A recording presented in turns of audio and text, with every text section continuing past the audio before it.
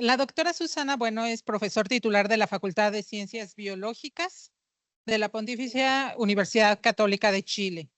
Tiene un doctorado en Ciencias Biomédicas por la Universidad de Chile. Posteriormente realizó su formación posterior en Inmunología en esta misma universidad y como parte de su formación realizó rotaciones formales en los laboratorios de la Universidad de Texas en el Albert Einstein College of Medicine. Actualmente es autora de 18 patentes. También es investigadora asociada del Instituto Milenio en Inmunología e Inmunoterapia. Ella ha contado con diversos galardones. Uno de ellos es que es reconocida como la segunda inmunóloga de Chile en la edición Ranking of de los mejores científicos de inmunología.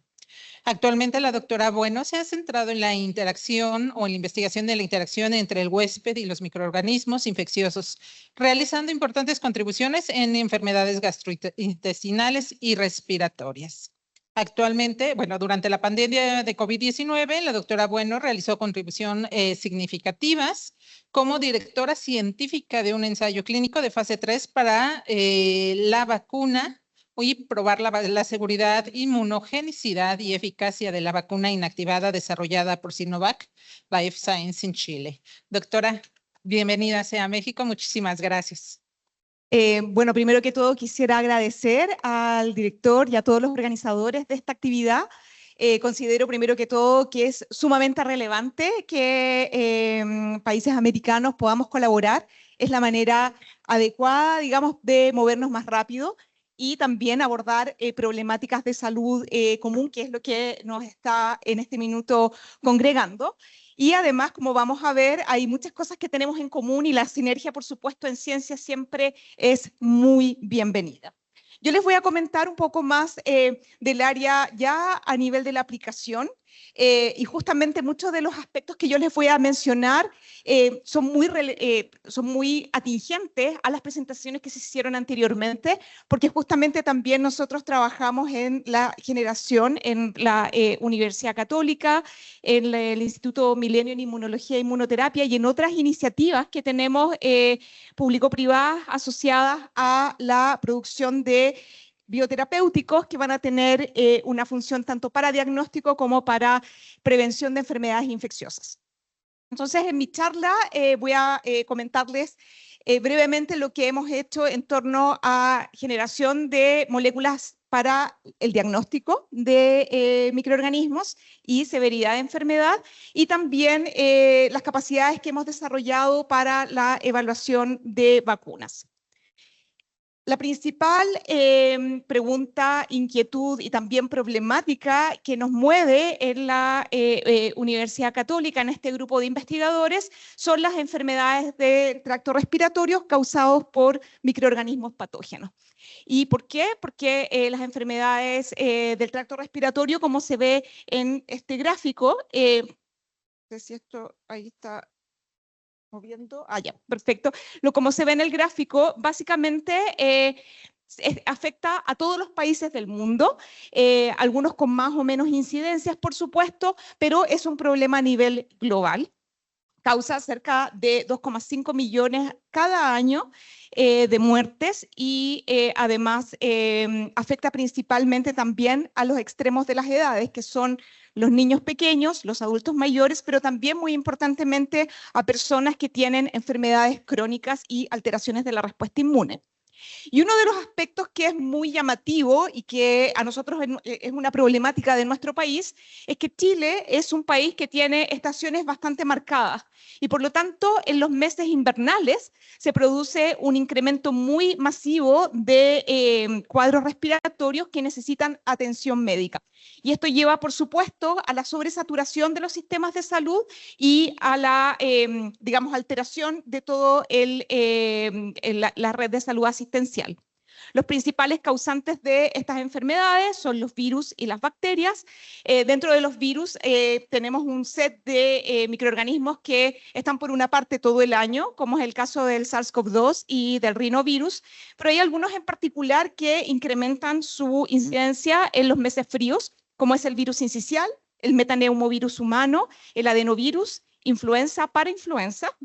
y solamente para algunos de ellos tenemos vacunas para poder prevenir esta infección. Y por el caso de las bacterias también, asociados muchas veces a infecciones virales anteriores, tenemos los cuadros de enfermedades causadas por Streptococcus, Haemophilus, Mycoplasma, clamidia y algunas enfermedades que también están apareciendo con algunos pics, como por ejemplo la legionela, Klebsiella, para los cuales también tenemos antibióticos con el conocimiento que tenemos hoy en día de que cada vez los microorganismos se vuelven más resistentes a estos fármacos y también solamente en algunos de ellos tenemos el acceso a las vacunas, sobre todo para los grupos susceptibles. Frente a esta problemática, además, tenemos que considerar, como les comentaba, que países como por ejemplo Chile, pero varios otros países que tienen situaciones equivalentes a las de Chile, es que durante los brotes epidémicos que ocurren en los meses fríos, como por ejemplo en el invierno, se produce una sobresaturación de los sistemas de salud que muchas veces lleva a esperas en las salas de espera de cerca de más de 6 horas y que justamente, por ejemplo, en nuestra región metropolitana de nuestro país tenemos normalmente cerca de 1 millón de atenciones en un muy corto periodo de tiempo y que es necesario tener todo este tiempo de espera para luego llegar a una evaluación médica que solamente se basa en los síntomas. En general, en los servicios de urgencia, los consultorios o las atenciones primarias, no existen capacidades de laboratorio o pruebas rápidas que permitan identificar cuál es el agente etiológico de este cuadro respiratorio. Y por lo tanto, esto genera una sobresaturación de las salas de emergencia con altos tiempos de espera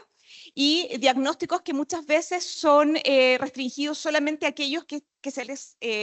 digamos, dirige a la hospitalización y con algunos tiempos de espera que no son menores, como por ejemplo la inmunofluorescencia o la PCR. Y esto en muchos casos, cuando se produce un incremento importante de los casos de infecciones respiratorias, puede producir los colapsos de la atención hospitalaria. Muy importantemente, países que están en vías de desarrollo no cuentan con ampliamente diagnósticos moleculares que puedan ser accesibles a toda la población y por lo tanto también esto es una restricción para poder identificar a aquellos pacientes que pueden tener enfermedades más severas. Pero además de eso, uno de los aspectos que nosotros como microbiólogos, pero también como inmunólogos nos preocupa es que dentro del espectro de pacientes con infecciones del tracto respiratorio, vamos a tener a algunos que van a ser infecciones que son mucho más severas, no solamente por el virus o la bacteria que los afecta, sino que también por la respuesta inmune que se genera frente a esta infección. Y aquí estoy mostrando la representación de una de las estructuras más profundas del pulmón, en donde se produce el intercambio gaseoso, que es el alveolo, en donde prácticamente no existen muy pocas células inmunes y se considera un tejido estéril o al menos ausente de una cantidad importante de microorganismos que puedan causar enfermedad. Y cuando se produce una infección que logra llegar a las partes más profundas del pulmón, ya sea por ejemplo, bacterias, virus u hongos, existen receptores en las células que están presentes en este tejido pulmonar que activan la respuesta inmune y también algunas células del sistema inmune como macrófagos alveolares que producen inflamación con el fin de que se recluten células del sistema inmune para poder controlar esta infección. Y uno esperaría que estas células pudiesen controlar la presencia de estos virus o bacterias, después retirarse del tejido ya, digamos, en donde se eliminó el microorganismo y que el tejido pulmonar continúe con su función. Pero no siempre pasa eso. De hecho, cuando se produce un exceso de inflamación, hay un exceso también de reclutamiento de células del sistema inmune que pueden causar daño al pulmón e impedir el intercambio gaseoso. Y esto está asociado a la producción, digamos, desbalanceada de citoquinas pro y antiinflamatorias que pueden producir una infiltración excesiva con células inmunes del tejido pulmonar. Y esto es un corte histológico de un tejido pulmonar inflamado que impide el intercambio gaseoso y por lo tanto requiere que el paciente, en este caso normalmente niños pequeños, tengan que ser atendidos en atención hospitalaria, ventilación mecánica y causando muchas muertes. Sin embargo, cuando se produce un balance adecuado de citoquinas pro y antiinflamatorias, este tejido pulmonar se preserva y su función puede mantenerse y por lo tanto facilitar la recuperación del paciente sin comprometer otros aspectos como es la correcta oxigenación de los tejidos. Y en este aspecto nosotros hemos estudiado en poder identificar cuáles son algunas de las moléculas que podrían estar asociadas con la excesiva inflamación y por lo tanto detectarlas tempranamente para poder hacer una atención hospitalaria más dedicada, potencialmente utilizar algún tipo de tratamiento farmacológico que impida este efecto. Y por lo tanto nosotros nos hemos centrado en identificar justamente marcadores de pronóstico que nos dieran cuenta de una mayor infección respiratoria. Y dentro de esto hemos estudiado a un virus que tiene varias características particulares que los hacen un candidato muy importante para poder personalizar el diagnóstico causado por esta enfermedad. Este es el virus respiratorio sincicial, que se correlaciona principalmente con una hiperreactividad y asma bronquial a posteriori, tras la infección, y que justamente se asocia con una inflamación excesiva causada por una respuesta inmune anómala, inducida por una parte por el virus, pero también por sujetos que tienen predisposición a respuestas más inflamatorias. Entonces, en niños que están infectados con este virus, nosotros nos centramos en identificar potenciales biomarcadores de inflamación y de severidad en secreciones respiratorias. ¿Y por qué en secreciones respiratorias? Porque tras el COVID, como ustedes saben, se masificó bastante la identificación de patógenos respiratorios a través de los hisopados nasofaringios, que anteriormente eran algo relativamente restringido al ambiente hospitalario, pero gracias a, digamos, entre comillas, gracias a esta pandemia, este tipo de diagnósticos se masificó y prácticamente cada uno de nosotros ya lo sabe hacer en su casa, ¿verdad? Entonces sería muy adecuado poder, además de identificar el patógeno, poder identificar algunos marcadores de inflamación que dieran cuenta que el paciente está desarrollando una enfermedad más severa y requiere atención más prioritaria que el resto de otros pacientes. ¿Y por qué razón? ¿Qué es lo que se sabe en términos de la literatura y parte de lo que también nuestros equipos de investigación han desarrollado y investigado? Es que en el epitelio pulmonar, cuando se produce la infección por este virus, se produce la secreción de algunas citoquinas que son más bien orientadas a inducir una respuesta inmune de tipo alérgica, más que una respuesta inmune de tipo antiviral, como por ejemplo el incremento de las citoquinas como interleuquina 6, interleuquina 8, interleuquina 33 y TSLP. Este tipo de citoquinas tiene la característica de señalizar hacia las células de la respuesta inmune específica, que son los linfocitos T, induciendo un tipo de respuesta, como indiqué anteriormente, no apropiada para la eliminación viral, sino más bien a una inflamación de tipo alérgica. Y muchas veces también asociadas con inmunosupresión, como por ejemplo la producción de la citoquina interleuquina 10. En el caso de interleuquina 8, esta citoquina, que también se le llama alarmina, es capaz de activar este tipo de células de la respuesta inmune innata, produciendo el incremento de secreción de mediadores inflamatorios en el pulmón que incrementan la severidad de la inflamación y en algunos casos asociado al requerimiento de ventilación, hipoxia, activación de basófilos y asociado también al desarrollo de asma. En el caso de interleuquina 33, esta es una citoquina que también es una alarmina producida por el epitelio respiratorio, en este caso infectado con este virus, y que produce una señalización hacia células linfoides innatas del tipo 2, que producen citoquinas inflamatorias asociadas principalmente con alergia, como es interleuquina 13, que activa eosinófilos y por lo tanto también contribuye a la severidad de la enfermedad, debido a que estimula la producción de mucus, la hiperreactividad y la inflamación. Todo este tipo de moléculas, también TSLP, se han asociado al incremento de estas citoquinas proinflamatorias por el epitelio, pero también a través de células de la respuesta inmune innata directamente, como son las células dendríticas, que producen interleuquina 12, que a su vez activan linfocitos T, que son digamos, tienen un perfil de respuesta inmune más alérgico y que incrementan la respuesta inmune TH2 asociada a una mayor también inflamación. Por lo tanto, todas estas citoquinas que se han descrito tanto en pacientes como en modelos animales, quisimos evaluar si se podían identificar en las secreciones respiratorias y asociarse a la severidad de la enfermedad. Entonces, lo que nosotros hicimos inicialmente fue estudiar secreciones respiratorias directamente de hisopado nasofaringio de niños pequeños y también aquellos que estaban, digamos, en atención hospitalaria a través de la obtención de lavado broncoalveolar. Y lo que obtuvimos fue que se asociaba la presencia de interleuquina 3 y L12P40 en el lavado broncoalveolar con episodios recurrentes de hiperreactividad bronquial en estos pacientes. Y también a nivel de la secreción respiratoria, observamos que las alarminas IL-8 e IL-33 estaban más incrementadas en los casos que se producía unas respuestas inmunes asociadas a atopía. A través de este estudio preliminar que hicimos y que publicamos en el 2015, seguimos estudiando el rol de estas citoquinas y en este caso aparecieron nuevas investigaciones, en este caso por grupos,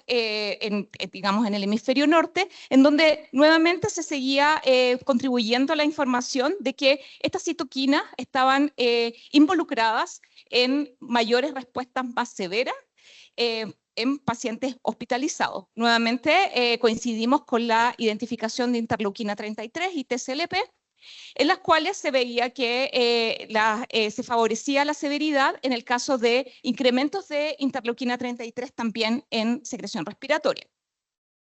Con estos antecedentes, continuamos nuestros estudios clínicos en Chile, en donde hicimos un reclutamiento de pacientes y que fueron diagnosticados inicialmente por el virus respiratorio sincicial.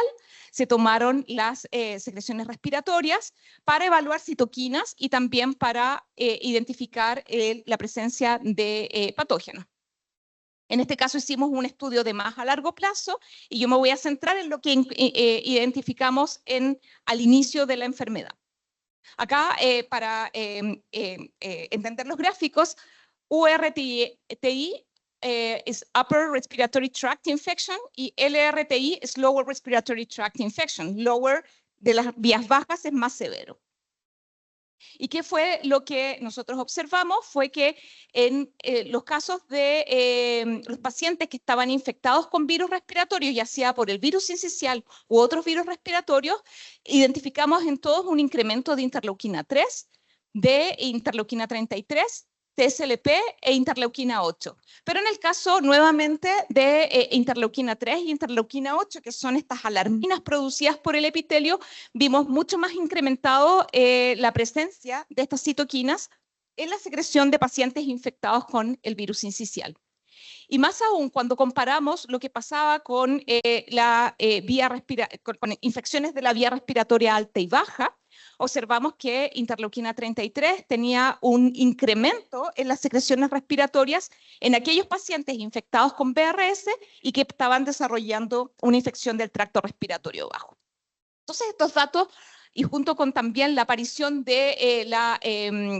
varios artículos científicos que fueron revisados en el año 2022, que efectivamente interleuquina 33 era una citoquina que estaba asociada a la severidad en múltiples infecciones respiratorias, no solamente con el virus sincicial, sino que también con rinovirus, adenovirus, metaneumovirus y SARS-CoV-2. Nosotros nos embarcamos ya hacia la generación de una herramienta que nos pudiese identificar rápidamente a los pacientes que estaban desarrollando una infección severa por el virus sincicial, incorporando en el diagnóstico a la citoquina interleuquina 33. Entonces, ¿qué propusimos nosotros? Y es aquí donde topamos con las charlas que presentaron los colegas anteriormente. También tuvimos que irnos al desarrollo de anticuerpos monoclonales, en donde generamos anticuerpos contra citoquinas, también contra bacterias respiratorias y contra virus. La idea es que justamente a través de una muestra de secreción respiratoria nosotros podamos identificar por cualquier técnica con estos anticuerpos la presencia tanto del patógeno como de la citoquina en niveles elevados. Y de hecho, el objetivo de esta investigación fue desarrollar anticuerpos que pudiesen funcionar en múltiples plataformas y generamos anticuerpos contra varios virus respiratorios, contra varias bacterias y también contra citoquinas relevantes. Y en este caso voy a continuar la charla contándoles lo que hicimos con anticuerpos que identificaban al virus respiratorio sincicial y a la interleuquina 33. Entonces, lo que nosotros proponemos es que justamente podamos tener una herramienta como un test rápido, en donde sea equivalente a test de embarazo o a lo que conocimos para el SARS-CoV-2, el test de antígeno, que pueda ser aplicado en el minuto en donde los pacientes están esperando la atención clínica. Siempre, obviamente, la atención clínica es clave, pero si podemos darle una ayuda al clínico para en el minuto que atiende al paciente, esto claramente permite optimizar recursos en términos hospitalarios, camas, chequeo, medidas, etc. Entonces, nosotros nos orientamos en poder desarrollar este método de diagnóstico rápido. Y como les comentaba, nosotros desarrollamos anticuerpos contra el virus sincicial, en donde demostramos que nuestros anticuerpos eran capaces de detectar, lo que se ve en verde es la presencia de células infectadas, en donde se incluyó nuestro anticuerpo que generamos en el laboratorio, marcado con un fluoróforo verde y que permite identificar las células que están infectadas con este virus. Y también nosotros desarrollamos en este caso, este anticuerpo contra el virus sincicial lo probamos en múltiples muestras de pacientes infectados con este virus y también nosotros desarrollamos citoquinas específicas contra interleuquina 33. Y en este caso, nosotros desarrollamos esta citoquina justamente también inmunizando ratones, pero posteriormente, tanto para los anticuerpos contra el virus sincicial como para la citoquina, pasamos por un proceso de la generación de líneas estables, que también es un proceso biotecnológico que es importante desarrollar para asegurar la reproducibilidad del anticuerpo en diferentes, pensando en producción a gran escala. Entonces, lo que nosotros nos propusimos es que este método de diagnóstico pudiese ser desarrollado que identificara simultáneamente la citoquina y el virus respiratorio, que fuera fácil de desarrollar, tomar en una muestra de secreción respiratoria de nariz, se pueda dar un resultado en 30 minutos y que además indique a aquellos pacientes que están desarrollando enfermedades más severas. Obviamente, como conversé, digamos, por interno con los colegas, cuando uno ya pasa desde el laboratorio hacia una metodología en donde necesitamos que tenga una aplicación clínica, tenemos que cambiar de nivel de desarrollo. Y en este caso, tuvimos que trabajar con una empresa que tuviese certificación ISO 13485, que es la aplicada para los métodos de diagnósticos clínicos, en un laboratorio en Inglaterra, que es Abingdon Health. Y por supuesto, simplemente mencionar que generar capacidades como las que se está haciendo en este centro de investigación son claves para que países como países de América Latina puedan tener capacidades de trasladar sus, digamos, investigaciones hacia productos que puedan ser aplicados clínicamente. Y básicamente, lo que hicimos con Abingdon Health fue desarrollar este diseño de tira inmunocromatográfica en donde se utilizan los anticuerpos contra el virus sincicial y la citoquina conjugados con oro coloidal y en general en este tipo se necesitan utilizar pares de anticuerpos que reconozcan a la molécula en diferentes zonas, en diferentes epítopos, para poder capturarlas en una línea en particular y poder tener un diagnóstico rápido.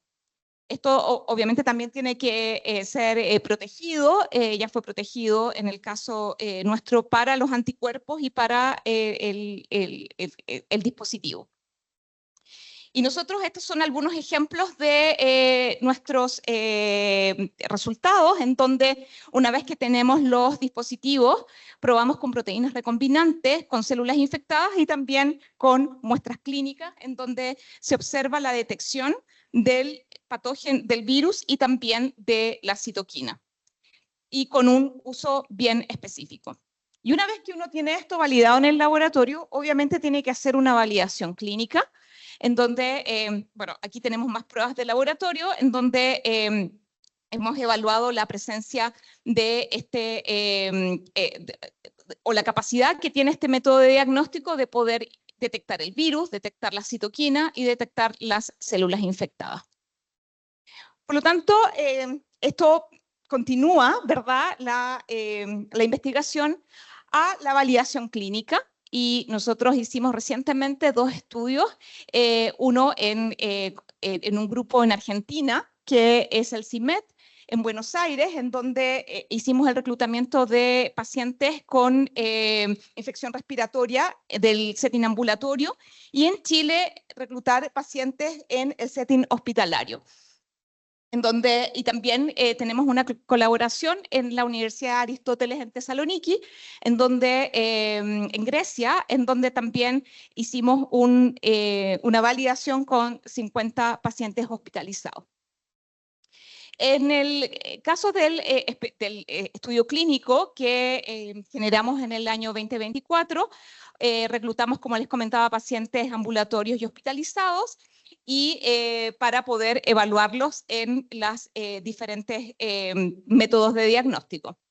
Y dentro de lo que observamos primeramente fue que efectivamente en estos pacientes logramos identificar nuevamente y validar que aquellos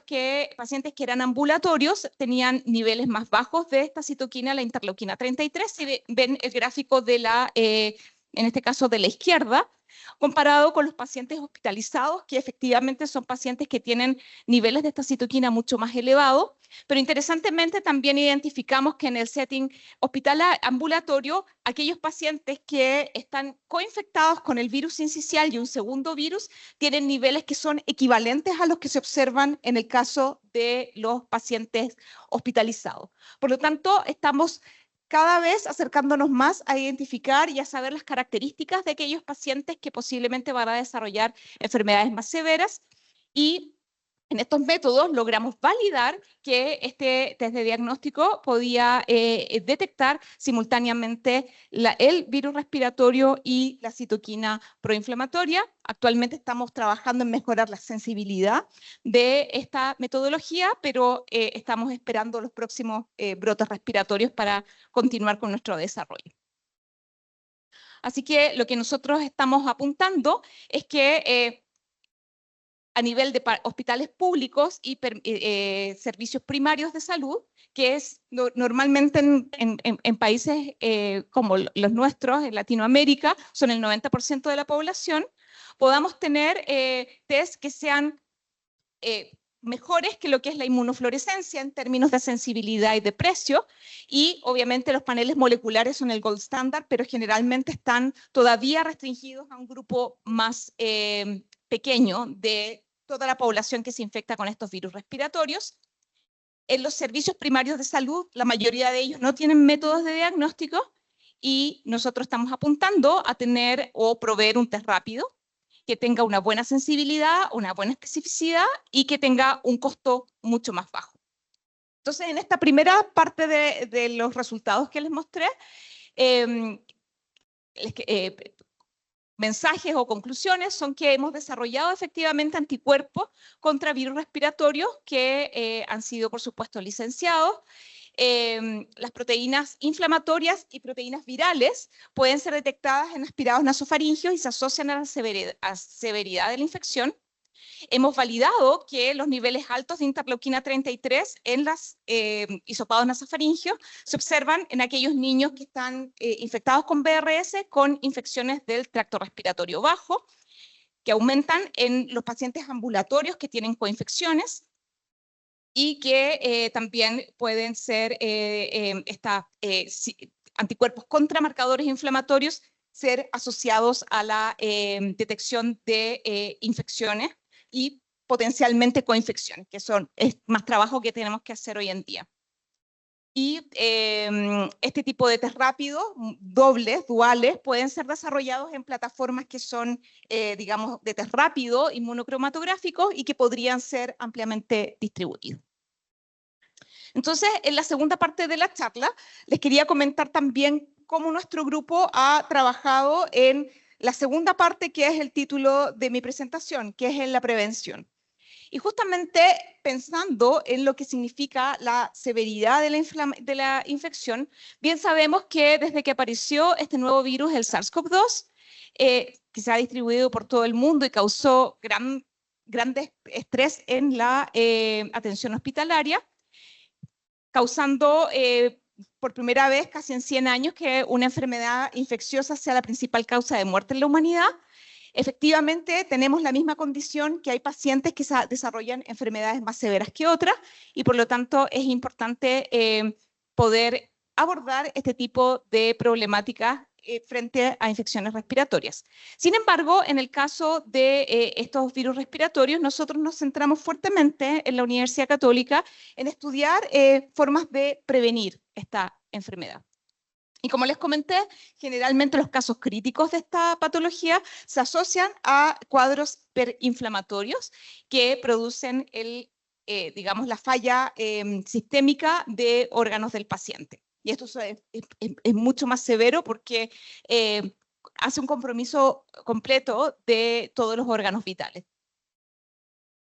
Y como bien sabemos, en Latinoamérica la pandemia de COVID-19 tuvo un tremendo impacto en los sistemas de salud, en la enfermedad, en la carga de enfermedad y también en la mortalidad. Y por supuesto también causando el retraso en la inmunización de niños pequeños con las vacunas que son de la infancia y que hasta hoy en día las estamos, digamos, viviendo. En nuestro caso, que les comento de lo que ocurre en Chile en términos de la vacunación,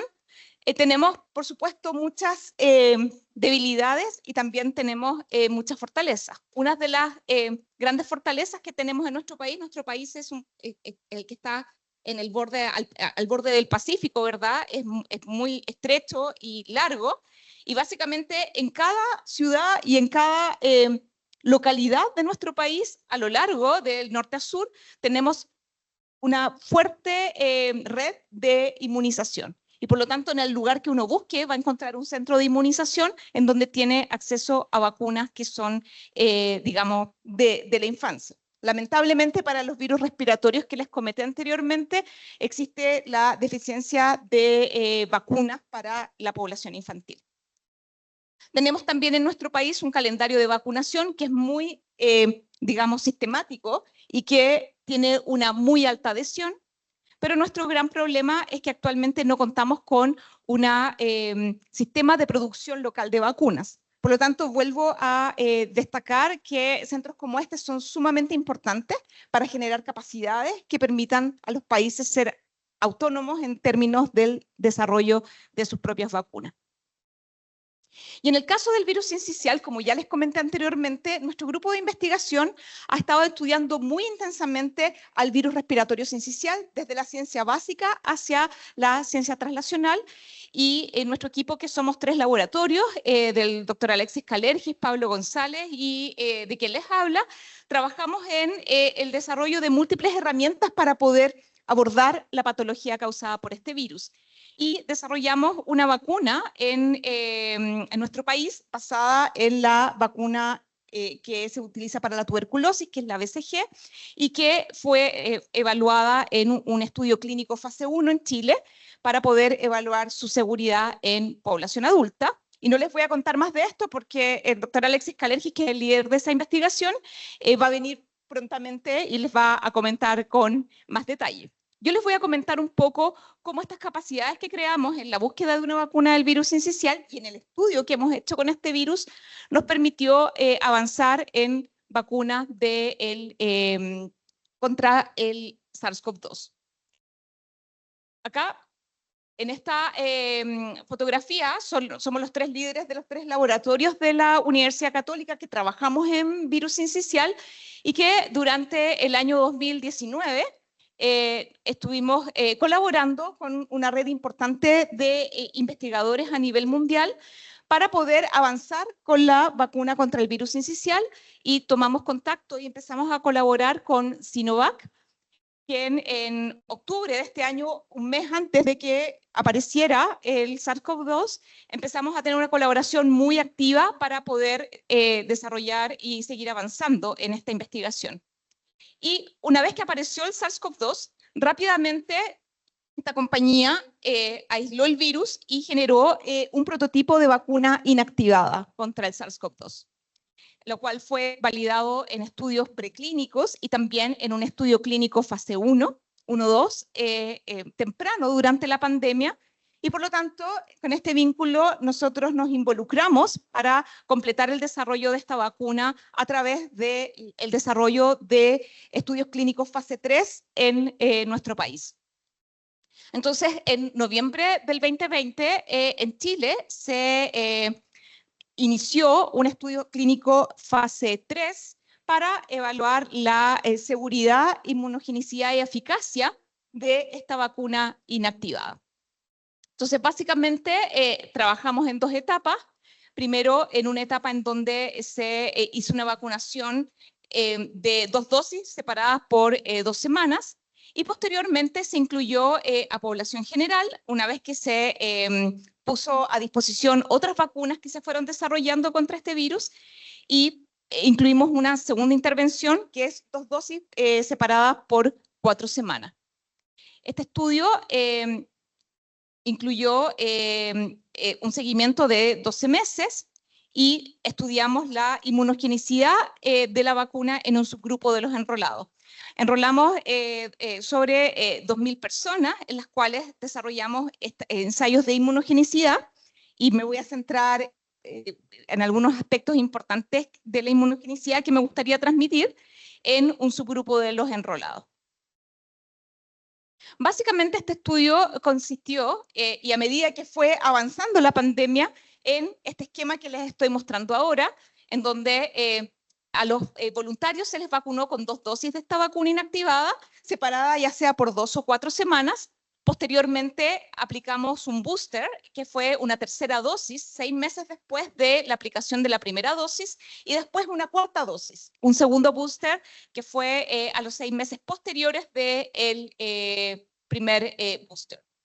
Nosotros desarrollamos la capacidad a través de los estudios clínicos anteriores, no solamente de estudiar los anticuerpos en el suero, sino que también estudiar la respuesta inmune celular, que es una rama sumamente importante de la respuesta a vacunas. Sin embargo, en términos de correlato de protección, no se ha establecido un vínculo tan fuerte, por lo tanto, muchos de los estudios solamente evalúan anticuerpos neutralizantes, pero como les voy a mostrar, el análisis de la respuesta inmune celular es sumamente importante.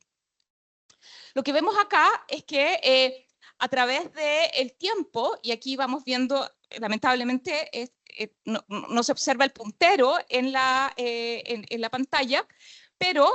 básicamente en los círculos negros, tanto con anticuerpos, medición de neutralización en los gráficos superiores, sustituto, y neutralizando el virus infeccioso, observamos que en los círculos negros tenemos la respuesta preinmune, que es muy baja, es decir, prácticamente no habían anticuerpos en la población cuando partimos estos estudios. Después de la segunda dosis, después de 4 semanas de la segunda dosis, observamos un incremento significativo en verde del título de anticuerpos neutralizantes, que en naranjo, como ustedes pueden ver, posteriormente, a los 6 meses, se observa una reducción de los anticuerpos neutralizantes. Y es en donde se aplica el primer booster o la tercera dosis, en donde se ven los círculos en morado, que se produce un incremento muy importante. Posteriormente, después de 6 meses, en donde se aplica un booster adicional, estos anticuerpos se mantienen, y como ustedes pueden ver, a medida que pasa el tiempo, básicamente este estudio duró más de 18 meses, se observó una mantención del título de anticuerpos, sumado también a la reducción de las restricciones y la exposición permanente de los voluntarios a este virus. Por lo tanto, en este caso nosotros demostramos que en términos de anticuerpos neutralizantes, vacunas inactivadas pueden inducir una buena protección. También nosotros fuimos observando, a medida que fue progresando la pandemia, el efecto de los anticuerpos neutralizantes que genera esta vacuna contra las diferentes variantes. En el gráfico que está, o en los símbolos que están más hacia la izquierda, se observa la respuesta que se mantiene después de la tercera y cuarta dosis contra el virus ancestral, contra la variante Delta, y como ustedes ven, la variante Omicron tuvo un cambio tan importante que los anticuerpos originales se redujeron la capacidad de neutralizar, pero es acá donde yo les quiero destacar y enfatizar la relevancia de la respuesta inmune celular. Y la respuesta inmune celular, nosotros la evaluamos en el esquema que, por supuesto, funcionó mejor, que fue el esquema separado de dos dosis iniciales por 4 semanas,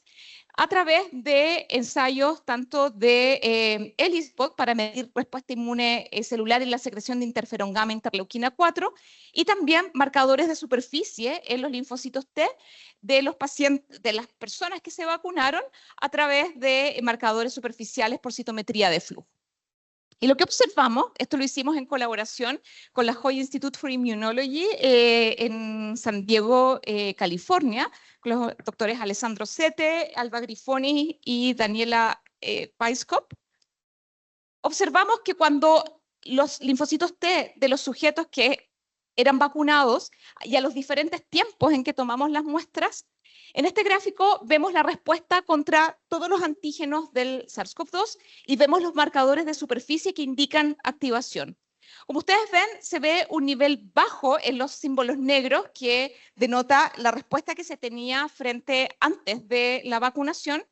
Y después de el primer esquema de vacunación y durante todo el tiempo que fuimos observando esta respuesta, la respuesta inmune celular se mantuvo tras la vacunación. Y esto es sumamente relevante para demostrar que inducidos linfocitos T estamos protegiendo contra enfermedades que son más severas. Es decir, estas vacunas no impiden que uno se infecte, pero sí que se desarrolle una enfermedad severa y con una mantención permanente de los linfocitos T en el tiempo. Más importante aún, cuando fuimos evaluando la respuesta inmune celular frente a las diferentes variantes, observamos que se produjo después de la tercera y cuarta dosis respuestas equivalentes tanto para la cepa original como para la variante Delta como para la variante Omicron. Y por lo tanto, las vacunaciones, induciendo una respuesta inmune celular sostenida en el tiempo, permiten la reducción de enfermedades mucho más severas. Entonces, como conclusión de este estudio, nosotros demostramos que las vacunas inactivadas, que son mucho más fáciles de producir, de menor costo y con un patrón de seguridad conocido por, digamos, décadas, por muchas décadas, inducen una respuesta inmune de anticuerpos neutralizantes que en la mayoría de los voluntarios vacunados, los boosters de esta vacuna incrementan los títulos de anticuerpos neutralizantes y también mantienen una respuesta inmune celular. Se produce una respuesta inmune basada principalmente en interferón gamma y si bien se produce una reducción de la neutralización mediada por anticuerpos en la variante Omicron, esta se mantiene en términos de inmunidad celular. Por lo tanto, nosotros con estos antecedentes apoyamos a que esta vacuna se completara, se aprobara y se aplicara masivamente a nivel mundial. Y de hecho, los estudios que se hicieron en nuestro país evidenciaron que esta vacuna, solamente de las 2 dosis,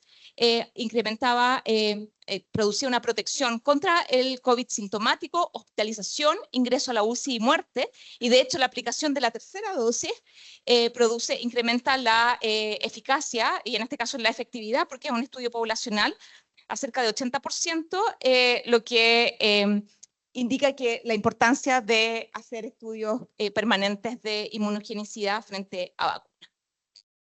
Quisiera terminar la presentación agradeciendo, por supuesto, a todos quienes participaron tanto en los estudios de vacunas contra COVID-19, que es un equipo equivalente al que trabajamos con vacunas contra el virus sincicial y que seguimos trabajando en eso, y también a todo el equipo clínico que nos apoyó y nos sigue apoyando en el desarrollo de los métodos de diagnóstico y severidad. Y muchas gracias por su atención. Gracias, doctora. En la primera parte de su plática correlaciona los niveles de interleucina 33 con severidad. Correcto. Y luego quieren pasar de una medición cuantitativa por ELISA. Correcto. A una cualitativa con tira diagnóstica. Exacto. ¿Cómo establecer la sensibilidad en esa transición? Sí, esa es una excelente pregunta y justamente nosotros nos estamos centrando en los estudios clínicos justamente para establecer un cutoff en el cual podamos con un intervalo de confianza relevante poder discriminar a aquellos pacientes que están desarrollando infecciones del tracto respiratorio bajo más reducido. Y ahí estamos asociando requerimiento de oxígeno, ventilación o ingreso a la UCI. Entonces, el método cuantitativo lo estamos orientando a que la marca, digamos, en el test diagnóstico aparezca cuando los niveles están sobre ese umbral. Muchas gracias, felicidades por tu excelente plática, doctora. Nada más preguntarle, ¿qué reacciones adversas por la vacuna comparada con las otras vacunas existentes se presentaron? Sí, muy buena pregunta y de hecho uno de los principales eventos adversos inmediatos fue el dolor local, que es el principal efecto que tiene, y algunos malestares, pero a diferencia de otras vacunas que fueron desarrolladas, como por ejemplo vacunas basadas en RNA, no se han observado, o por lo menos no se han reportado casos de miocarditis u otro tipo de enfermedades que son más sistémicas. Tienen un perfil de seguridad muy, muy bueno. Sí, muy interesante, doctora, todo el abordaje que tiene su investigación. La pregunta que tendría es, con respecto a la segunda parte que comentó de COVID-19, aquí en México también obviamente ha habido diferentes esfuerzos, diferentes grupos de investigación de abordar esta problemática. Y particularmente nuestro grupo trabajó lo relacionado con expresión de citocinas y factores de susceptibilidad asociados a esta entidad. Y específicamente lo que fue interleucina 6, interleucina 4, interferón, fueron como los marcadores discriminantes de esta población que caía realmente en este proceso de severidad. ¿En su población lo investigaron o solo fueron las citocinas que menciona? Sí, en el caso del SARS-CoV-2, nosotros trabajamos con voluntarios sanos y proseguimos con el seguimiento de los casos y los casos incidentes. Y la verdad, nosotros tuvimos varios casos incidentes dentro del estudio, pero no tuvimos ninguno que fue hospitalizado. Y eso fue algo súper positivo. Lo que sí, bueno, obviamente tenemos el suero, lo podemos evaluar cuál fue el perfil de producción de citoquinas, pero sí, por lo menos en términos de la severidad clínica, tuvimos una muy buena protección y fueron prácticamente casos sintomáticos, pero no severos.